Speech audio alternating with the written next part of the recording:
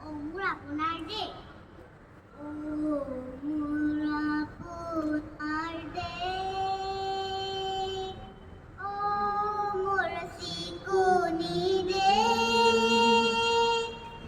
এখন হুয়ালা এখন হুফলা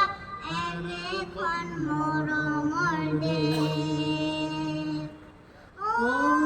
মোর হুরিয়ামা ও খামার হুদিমা পৃথিবীর কত বিশালী জনম তো নবুয়া করিলেও পার ও মোর উপজাথাই ও মোর অসমীয়াই চাইলো এবাৰ মুখনি তোমাৰ হেঁপাহ মোৰ পলোৱা নাই